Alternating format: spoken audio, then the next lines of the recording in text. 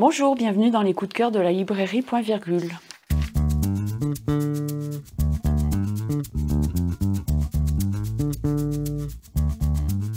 Aujourd'hui, je vais vous présenter 3 ouvrages, dont Shuggie Bain de Douglas Stuart aux éditions Pocket. L'action se situe à Glasgow, où Shuggie Bain grandit auprès de sa mère alcoolique. Dans un quartier de misère, il a été effectivement abandonné par son père, puis par son grand frère. Il se débrouille pour survivre, mais aussi pour s'imposer dans ce monde où la cruauté, la méchanceté priment. Ce roman social dur décrit bien la situation dans les années 80 de l'Écosse, situation de crise économique où le chômage, la délinquance et la pauvreté priment.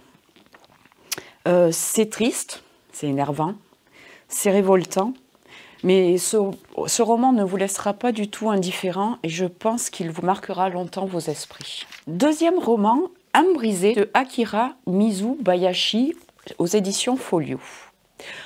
Là, nous sommes en 1938 au Japon et 4 musiciens, dont un japonais et 3 étudiants chinois, répètent Rosamunde de Schubert. Mais nous sommes aussi en 1938 en plein conflit sino-japonais et les 4 artistes vont être arrêtés pour conspiration. Rei, le fils du japonais, caché par son père dans l'armoire avant que les soldats arrivent, assistera impuissant à la scène mais ne reverra plus jamais son père. Le seul rescapé de cette arrestation sera le violon de son père qui sera malheureusement brisé ce jour-là. Nous retrouvons des années plus tard Rei, ou plutôt Jacques, en France, et grâce au violon de son père, il va découvrir tout ce qui s'est passé le jour de cette arrestation. C'est un roman sublime, poétique, rythmé par la musique classique, entêtant. C'est vraiment une pépite à découvrir de toute urgence. Dernier ouvrage pour donner un peu plus de gaieté à cette rentrée littéraire, La gitane aux yeux bleus de Mamen Sanchez aux éditions Folio. Donc là, le fils d'un riche éditeur londonien est envoyé à Madrid pour annoncer la fermeture d'une succursale madrilène, mais aussi le licenciement de ses 4 employés.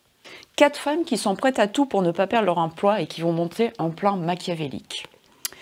Alors, l'absurdité de certaines situations, le suspense, l'humour, la confrontation entre le monde du flamenco et le monde so-british rendent ce roman très cocasse. C'est vraiment un plaisir de lecture qui, je suis sûre, vous fera sourire. Merci et à bientôt. Au revoir.